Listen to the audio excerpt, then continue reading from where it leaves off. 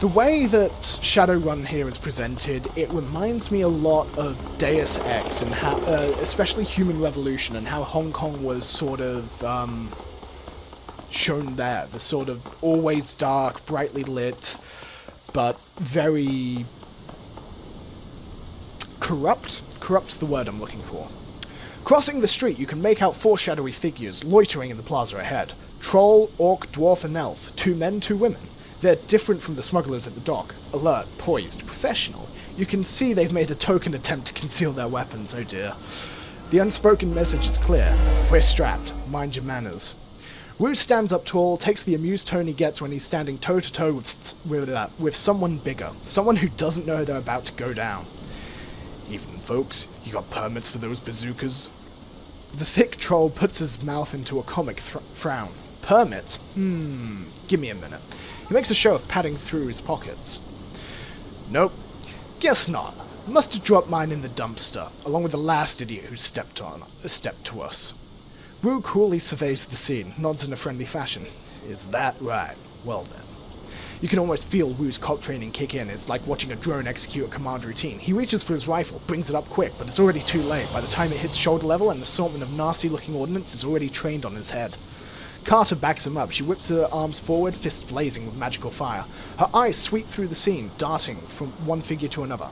Alright everyone, just be cool. The thick troll's voice is casual, amused. He shakes his gun in Wu's face. Little late for that, isn't it? Listen guys, my stomach's doing somersaults. How about we all put our guns away before someone gets hurt? Thick troll snorts a laugh. That guy looks like he could use an enema. Something we could do for you, officer? Oh god, gross. Wu's jaw tightens, but his tone stays cool and controlled. I'm looking for an old man, Raymond Black. We're supposed to meet him here. You know him? The troll nods his enormous head. Mm-hmm. Wu's voice gets an edge. You can see the vein in his temple start to pulse. Where is he? Carter sees it too, keeps her voice neutral. Easy, Duncan. The troll maintains an amused eye contact, but his weapon stays trained on Wu. That's right, easy, Duncan. You're afraid Raymond never showed. We've been waiting for the better part of an hour. You were going to meet with Raymond? Mm-hmm. So you were his tour guides, right? The troll's yellow-brown tusks shift into a smile again. Kinda, yeah. The old man hired us to take you all on an excursion. Wu's brow furrows. Hired you? He takes a moment, looks them over. They're an odd assortment. A cybered-up troll, an orc girl with magical fetishes, a dwarf with a cyber deck slung over her back, and a tall elf standing behind them quietly, inscrutable. All with guns trained on Wu. Understanding spread across Wu's face, his jaw tightens. You're Shadowrunners. The troll nods. Mm-hmm. Wu's shoulders creep up, his stance tightens. This is bullshit. Raven never hires Shadowrunners. They're criminals. The troll corrects him. Mercenary operatives. The dwarf cuts in, her voice soft but strong. Criminal mercenary operatives. So yeah, you were right. Your buddy Raymond was associating with a bunch of hardened criminals. The troll tosses Wu a sideways smile before staring down the barrel of his gun. Sorry to burst your bubble, Lone Star. Guess you didn't know the old man as well as you thought, huh? Wu tries to shake it off, but he's struggling to process the information. You can feel the heat coming off him. The runners sense it too, and they tense up tight. They're keyed on Duncan, their guns are big. The looks on their face make it clear. One wrong bead of sweat, and Wu was going down in a red mist cloud. Carter remains completely still, her voice level and moderate. She's done this before. Let's all stay focused. No need for this to get ugly. She speaks quietly to Wu, who listens without turning, his focus squarely on the troll. We need to find Raymond, these people who can help us do that. She's right, focus on Raymond. You can tell the orc girl's had about enough of the tension. She blurts out, the old man wanted us to take him to Kowloon Walled City. I hope I'm pronouncing that right. Kowloon? Yeah, let's go with that. She waves a hand at the 3 of you. You too. The 2 large rats, clinging to her hip and shoulder, poke their heads out the folds of her clothing. They fix their beady eyes on you intently. You know the Walled City? Slum, right? I've heard of it. The girl sneers, rolling her eyes. It's a shithole. The worst slum in the Eastern Hemisphere. Memories of growing up in the Redmond Barrens flash through your mind. We get it. It's a real bad place. Now why would the little old man pay you to take him there? The dwarf standing next to her nods and jumps in. Wouldn't say. Mumbled a lot too. Just kept rambling on how he had to get there. Under ordinary circumstances, I would never have accepted the gig. The Walled City's the last place I want to go. But the old man rolled up with a truckload of Nuyen, and you gotta eat, right? Wu risks a glance at you. His weapon remains trained on the Shadowrunners, but with a flicker of uncertainty plays across his face. Interesting story. Seems like a good time to ramp down the threat of violence, don't you think? The troll flashes a smile, that's all tusks and no warmth. Okay, gang, I'll tell you what. He looks at his team, slowly starts to lower his weapon. We're all gonna put our guns down.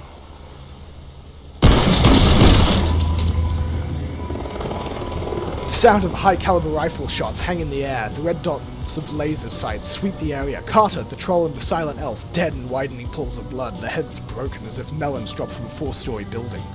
The orc girl screams for cover. Nightjar! Nightjar! Come on, big man, talk to me! Gut shot! No! No! She turns to the dwarf, her eyes wild with fear. Oh shit, this is not good. A voice blares out over the loudspeaker. This is the police. Lay down your weapons. Put your hands behind your head and come out where we can see you. Duncan Wu, Alexander Craven, come out where we can see you. You have 3 seconds. Duncan crouches behind cover, his gaze locked on Carter's corpse, the voice coming out in a hoarse roar. Stand down, damn it! I'm law enforcement! Lone Star! Lone Star! He's driven deeper into cover by a hail of gunfire. The dwarf shakes her head at him, her voice flat. Save your breath, they won't listen. Use your eyes, these bastards aren't here to make arrests. A sniper shot hits the wall next to her head, showering her in an explosion of plastic. We need a way out of here, now! Everyone pipe down, just give me a minute. The rat stares at the ground intently, as if listening, then her brow furrows. Her eyes go beady and her nose wrinkles up. She begins to sway back and forth, her lips moving soundlessly. She snaps out of her trance. Okay, I've got it. It's at the end of the street. Everyone, come with me. Everyone? We don't need the rent-a-cops, gobbit. We're the only ones. The little orc whips her head towards a friend. They're extra firepowers. I've got us an exit, but we can't get past the heat, and we can't shoot our way out of this. If nothing else, they can soak up a few rounds for us. She turns to you, her pupils pinpricks of intensity. Just stick to cover and keep close. There's a door at the end of the street that leads to a back alley. That's our exit point. You fall behind, you get left behind. So, we're under fire. Quick look at our objectives. Okay, no. So, we lost 3 men, and we've got to make it to the end of the alley. So the best way to do this is to not use my drone. Oh god, there's 2 of them over there. Maybe I should use my drone. It's going to take 2. That's not cover there. That's cover. That's cover as well. We will take that cover, even if it was 2 movements.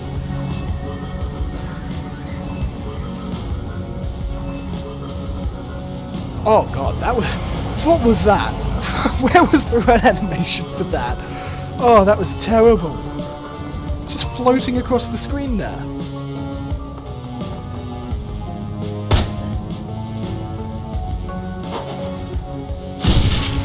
Oh, my poor drone.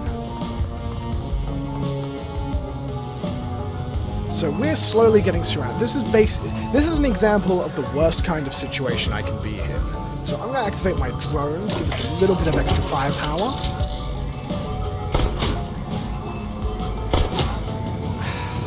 That's what I like to see. So the trick is kill and move up. That's what we're hoping for here.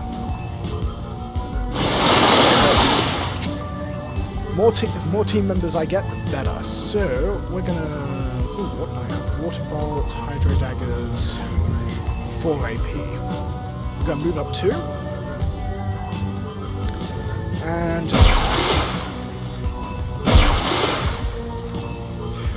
So Gobbet here is a shaman, so she can summon spirits and buff most of the party. The dwarf, on the other hand, is what we like to call a decker, which means she can hack into computers and do all that fun stuff for us. I will probably have her with me most of the game. Pardon me. Mainly because without her, I have no one to hack computers for me. It's all about managing your team in the best way possible. Okay, we're going to start with the dwarf. She's going to use this access point. Deactivate the drones. Excellent.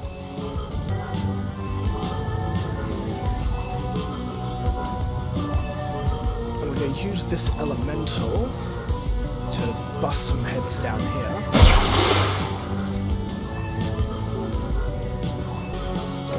drone up. And move up here. This is the problem with being under fire. You really have to move slowly so those snipers won't take hold, won't get me. Aimed shot. Let's try and do some damage here.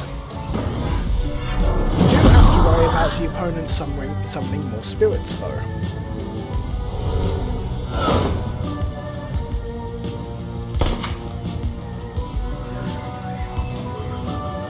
Luckily, I have a drone here that will miss all its shots. Got one.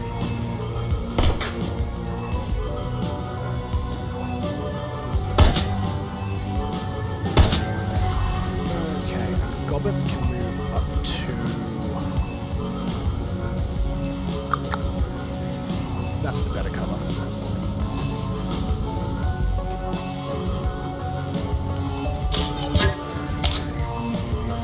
Get a reload and take cover there.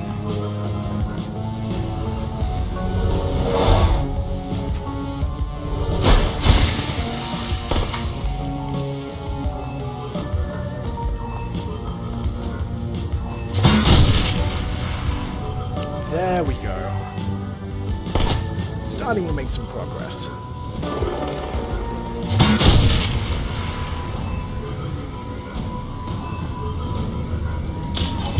So there's our exit there. We're almost... Oh no, and they're coming up behind us now.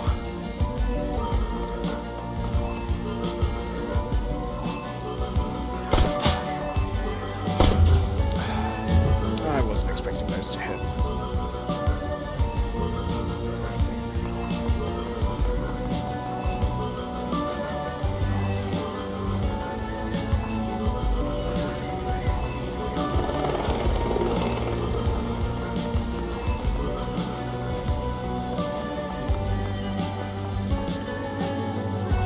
Once I take him out, I can deactivate my drone.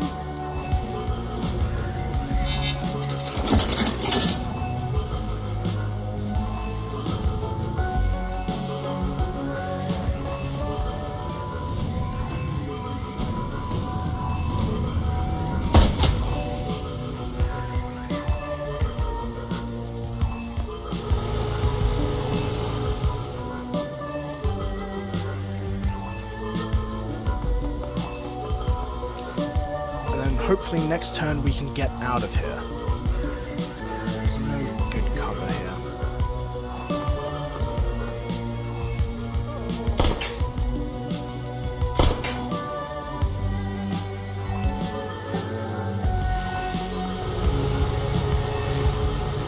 Oh no. Oh yes, excellent. Oh, I thought we'd screwed that. We're out of here. We've made it to the end of the alley. The cops have not gotten us. And all the team survived, so... Well, I mean, all the members of the team, aside from Carter, and the troll, and the elf. So half the team. The Rat Shaman guides you from the doorways on the street through an eternity of winding alleys, damp sub-basements, and empty buildings stumbling through the refuse and filth. You make your way to the sewers below Victoria Harbour. It reeks down here, and it's quiet. Gobbet stops, sniffs, wipes her eyes with the back of her wrists. The rats squeak softly from the folds of her clothing. The dwarf watches her silently for a moment, then moves closer and gently takes her hand. In the dim light of the sewer, you can see they're nearly the same age, no more than 20, 21 tops. Gotta keep going, gotta get more distance from the cops. Gobbet looks back the way you came. I think we've shaken them. She sniffs the air. Yeah, we're clear. Weir begins pacing, his boots splashing in the sewer water, creating echoes down the tunnel. You can feel the tension coming off him in waves. This is bullshit. I'm done messing around the alleys and sewers. I'm running from cops. He pokes his thumb in his chest, spits his anger forth in a raspy growl. Fuck's sake, I am a cop. We noticed. There's a Lone Star sergeant dead back there. Damn it, she was... Weir starts to choke up. He struggles against it, fighting to maintain control, but he needs a minute to recover. He finally manages to pull it together, but he's raw. When he speaks again, his voice is seething and hoarse. I don't know what the hell's going on with Hong Kong cops, but I'm calling in some Lone Star backup from home. We're gonna get some of my own people down here. Then we're gonna find Raymond and figure out what the hell's going on. The orc shrugs. Whatever you say, big guy. You have fun with that. She looks over at her friend. They both nod. Iz and I are out of here. Best luck on finding your friend. He's not our friend, he was our foster father. He looks straight at you, her tone flat. Then he's probably a dead man. Sorry, but it's the truth. Wu isn't listening. You can see his face that he's already written the York girl off. He pulls his security-grade PDA from his holster on his left leg, raises it, and starts tapping the buttons with a meaty finger. The Lone Star logo on the back of the device is still shiny and official. He stops, confused, and taps it again, harder. The red flashing image on the PDA reflects in his goggles. What the hell? I'm locked out of the network. He looks up at you. My law enforcement status has been revoked. He looks back at the screen. I don't believe it. They're saying there's an APB out on us, Alexander. You and me both. I figured as much. You heard them on the loudspeaker. They knew our names. Wu glares at the wall, a storm raging across his face. Fucking hell. His hand clenches into a fist around his PDA. This just keeps getting worse. He leans forward as if to punch the wall, his knuckles rapping against it softly, a pantomime of barely constrained rage. Suddenly he turns and slings his PDA as far as at the far wall. It hits hard, bounces back and clatters to the ground at his feet. He looks down at it, spent. The orc mouths an okay to herself, eyebrows raised. And on that note, I think it's time for us to say goodbye. Come on, Isabel, let's... She's cut off by a sudden smashing noise as a friend's boot comes crashing down on the PDA at Wu's feet. The dwarf looks down at her work, unsatisfied, brings her boot down on it again and again and again, until there's nothing left but a snarl of plastic housing, broken glass, and circuit board. She looks up at Wu, her chest heaving, and points at this pile of scrap she created. Police issued. They can trace you through that. She turns to you and hand out. Yours too. It's on the network. Well, there go all my free upgrade points. Isabel takes your PDA and repeats her boot stomping. There. She looks over at Gobbet, sighs, reaches into her jacket pocket and pulls out 2 new PDAs. She hands them to you and Duncan. Burners, I suppose it's the least we can do after your help back there. Got any snacks in there? I'm getting a bit peckish. Isabel isn't listening. She is staring open-mouthed at her PDA, a bluish glow illuminating her horrified expression. Gobbet, we've got to go. Right now. Her voice is monotone but empathetic. Oh, that wasn't monotone. She holds up her PDA to show her friend. They're after us too. Her screen displays the local newscast, and your own face stares back at you from the upper left corner of the screen. And in breaking news, just an hour ago, Hong Kong port authorities were involved in a firefight with members of a terrorist cell linked to the mainland state of Henan. The battle left 3 terrorists dead, along with an unconfirmed number of Hong Kong police officers. Your image winks out, replaced by a scowling image of Duncan Wu, a mugshot from a long time ago, before Raymond. Our sources report that Seattle natives Duncan Wu and Alexander Craven, along with their Hong Kong-based accomplices, are still at large. They are well armed and should be considered extremely dangerous. The low-res photographs of Gobbet and Isabel pop up on the screen, replacing Duncan Wu. The color drains out of Gobbet's face. Oh shit. Kowloon officials report that the terrorist cell, known as the White Star, maintains ties to the state of Henan, and is purported to be receiving weapons and funding from the anti-corporate groups in the UCAS state of Seattle. Port authorities are standing on high alert, and the Hong Kong Police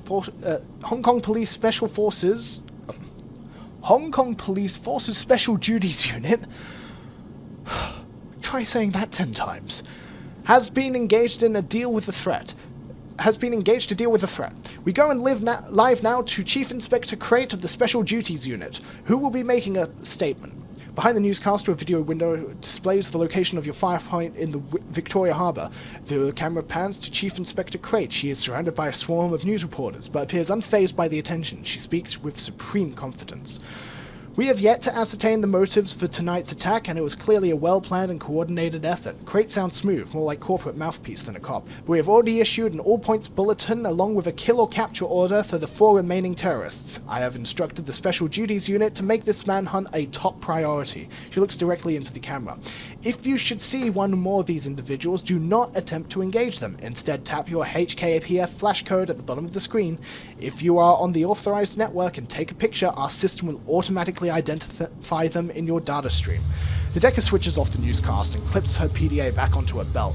For a moment there's no sound but a roar of sewer water rushing through the pipes. Gobbet bends over, hands on her knees, sucking wind. Her rats scurry for a new position. I thought we were fucked before. Wu's voice is eerily calm.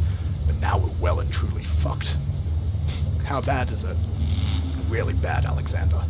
He begins stalking back and forth, panther in the cage. They've labeled us terrorists, and there's an APB out on us. I've heard this kind of announcement before. I know what comes with it. It doesn't matter if we've nothing to do with whatever city-state. They're gonna hunt us down. It's open season. Isabel nudges the remains of Wu's PDA with her booted toe, and the two of us will be hunted down right alongside you. Gobbet wide-eyes the exit, tight as a spring. You can hear the shallow panting as she leans forward, one way, then the other. We gotta go deep, hit the mainland for a while until we can figure this out, find a hole to crawl into. Gobbet looks at Isabel, wipes her mouth and points at you and Duncan. We gotta get them off the grid as too, way off.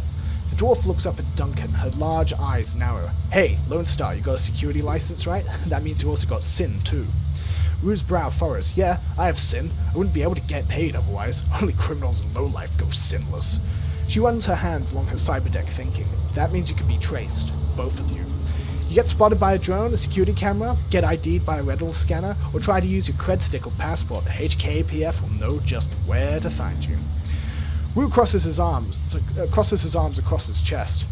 I know how the system identification number works, runner. So we're stuck in this country. No money, no passports, nothing. Gobbet pulls at her dreadlocks. We're just as screwed as you are. Me and Iz, we were listed as your accomplices. We can't afford for you to get caught. You lead them to us, one way or another. DNA samples, things we've told you, astral residue, I don't know, cop stuff. The little Decker looks from you to Wu, eyes narrowed, sizing you up. You can see her make a silent decision before she speaks. Her voice is flat, resigned. We need to get your sins burned, delete you from the record books. All of them. All of them? Whoa, wait a minute. You want us to just erase our identities? Wu rubs a hand across his scalp. Beyond the fact that it's insane, will that even work? If we just burn our sins and go off the grid like that, will they just redouble their efforts to find us? Condescension sweeps across Isabella's dry tone. Imagine playing a game of hide-and-seek with a siren strapped to your head. Would you rather try and hide with the siren, or with the siren conspicuously absent? Let's just get on with it. What do we have to do? Gobbet's voice drops. We gotta ask for help. There's only one person we know who has that kind of pull it takes to burn a sin and hide us from the cops. Kindly Chang. Let me guess, this Kindly Chang is some sort of underworld hard-ass. Like a walnut. She's what's known as the Straw Sandal, kind of a middle manager in the Yellow Lotus Syndicate. Their triad. Kindly Chang controls all illegal activities in our neighborhood, smuggling, bootlegging, counterfeiting. Middle manager? Is the Yellow Lotus a syndicate or a retail outfit? Gobbet leans in, serious as death. Do not get the wrong impression. Kindly Chang is no bureaucrat. She controls a good-sized portion of Kowloon's underworld. She has soldiers, resources, she's smart, and she's not to be underestimated. Taking favors from a woman like Kindly Chang is a good way to get yourself in indentured servitude. You don't want to owe favors to a woman like that. Her eyes get big, round. Ideally, you don't want to deal with her at all. That was Nightjar's job. Wait a minute, you know this woman? We've only met her once or twice. Nightjar was the one who worked with her. Like I said, she got her fingers in everything, including brokering Shadowrunners for the Corps. Kindly Chang is our fixer. Gobbet tries to make her voice light, confident. Just stay on her good side and you'll have nothing to worry about. Let's get this done before one of you trips the APB and brings all hell down upon us. You scramble up the ladder through the accessway where the sewer system spits you out into Hong Kong Mass Transit Railway System, the MTR. Crossing the rails, you climb up to the platform into the station. Above you is Haoi. I'm very bad with my Chinese pronunciation, so I do apologize for that. Where the Rat Shaman and the Little Decker plan to plead your case to Kindly Chang. The one woman they know will help get underground and off the grid fast, but there'll be a price. Chang is a triad boss, whose favors tend to come with strings attached. Oh, it's Cheng. Oh, god damn it. I've been reading that as an A. The sounds of the waterfront at the night leak down from the stairway to the surface. Peering up the steps, you can catch a glimpse of the night sky, overcast and low. And on that point, we're going to end it here for now. I hope you've enjoyed, and we're going to continue on to the next part of the game in the next video. Until then, I'm overly opinionated, and we'll catch you next time. Ciao!